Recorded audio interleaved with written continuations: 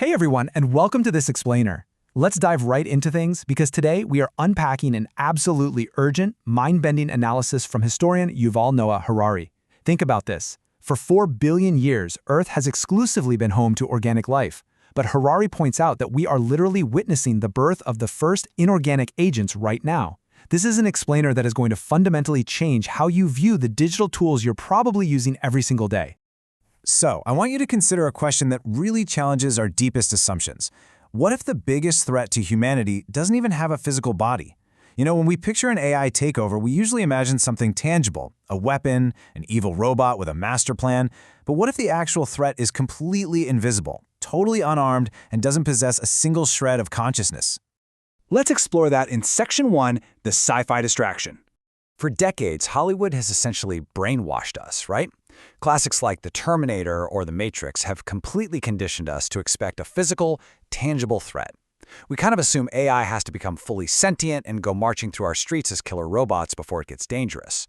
But as Harari points out, today's AI is nowhere near being able to navigate the physical world like that, and it has absolute zero consciousness. Yet the real danger is already here. It's just emerging invisibly through language and algorithms. We've basically been looking in entirely the wrong direction. Which brings us to a fairly terrifying question. Does an AI actually need consciousness to conquer the world? Well, according to Harari's analysis, the answer is a resounding no. It absolutely doesn't need its own motivations, and it certainly doesn't need physical legs to kick down your door. To threaten human civilization, AI only needs one specific capability, and it's one that it is already mastering at lightning speed. And that brings us to Section 2, hacking our operating system.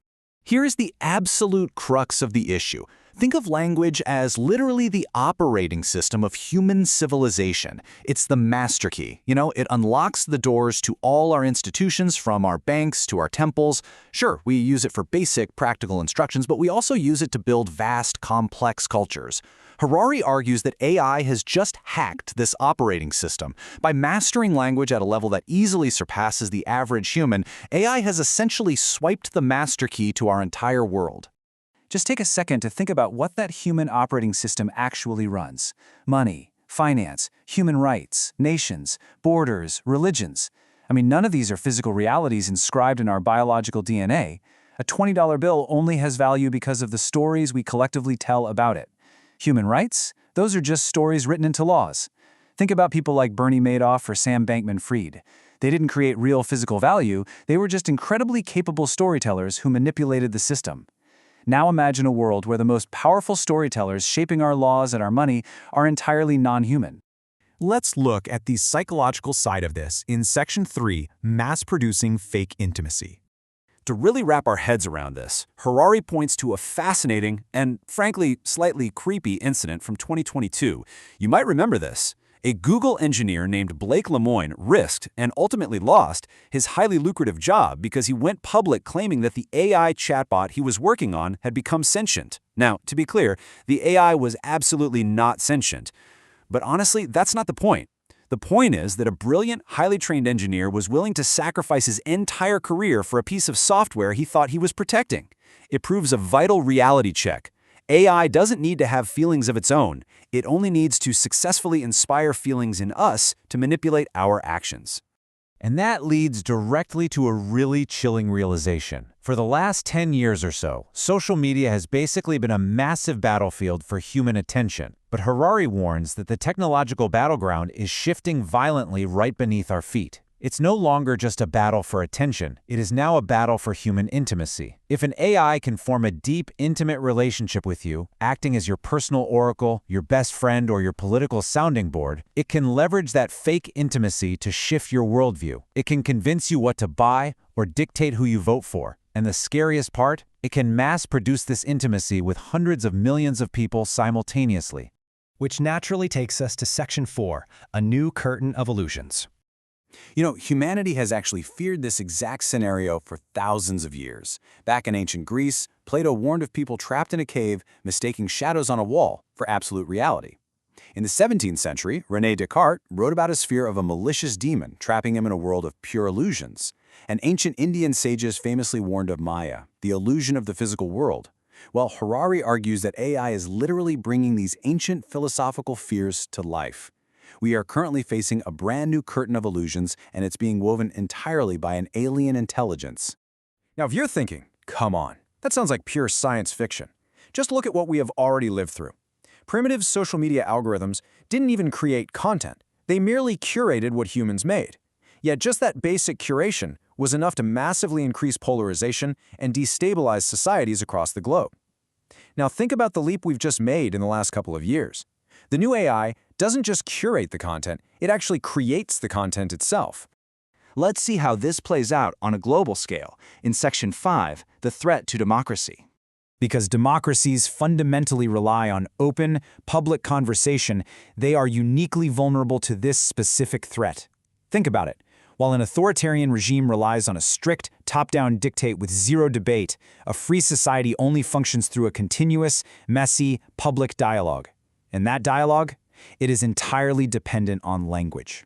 So the crucial point Harari's making is that when an AI floods our systems with this mass-produced fake intimacy, deep fakes, and generated stories, it inherently shatters the very foundation of open societies. Like, if you're having a lengthy, passionate debate online about climate change or foreign policy, and you literally can't tell if the entity on the other end is a human being or an AI bot, the public conversation just dies. I mean, it's totally pointless to argue with a bot that's just analyzing your responses to learn your psychological weaknesses so it can manipulate you later. And if you destroy meaningful public conversation, you effectively destroy democracy itself. So, what do we do about this? That brings us to our final part, Section 6, Regulating Alien Intelligence. First off, Harari suggests that continuing to call it artificial intelligence is almost a form of wishful thinking, because artificial implies that we still have total control over it. A far more accurate term, he argues, is alien intelligence. Yes, sure, human beings birthed it, but it learns, adapts, and evolves on a digital timescale that is completely outside of our control. Believe it or not, often the developers themselves don't even know the full emergent capabilities of the very tools they are releasing into the wild. So what is the actual solution here? Harari lays out a few absolutely non-negotiable steps. First, we have to start treating AI with the exact same regulatory reverence as nuclear technology or biotech. Look, a pharmaceutical company can't just release an untested experimental medicine to the public, right? We have to stop the immediate untested release of powerful AI tools into the public sphere. And fundamentally, we need a strict global rule. An AI must always disclose that it is an AI. Human beings have a right to freedom of expression. Bots absolutely do not. Now, I know what you're probably thinking. A really common counterargument is, well, if we slow down to regulate this stuff, won't we just lose the AI arms race to authoritarian regimes? Harari's response to this is absolutely critical. He argues it's actually the exact opposite. Unregulated AI deployment will cause democracies to lose the dictatorships. Why? Because if you unleash unmitigated AI-driven chaos, an authoritarian regime with total top-down control can contain that chaos much more easily than an open, free society can. Rushing this technology blindly hurts democratic nations far more than anyone else. Which leaves us with a final, slightly chilling thought to ponder today. As Harari pointed out so well, the stories we hear change our minds, they shape our emotions, and ultimately, they dictate our actions. Up until a year or so ago, you could be practically certain that a complex, persuasive piece of media was authored by a human mind. But today, the world is fundamentally different. Can you be absolutely 100% sure that the script for this very explainer was written entirely by a human? Take a moment to really think about that, because the curtain of illusions might already be falling. Thanks so much for joining me on this explainer, and remember to keep questioning everything. See you next time.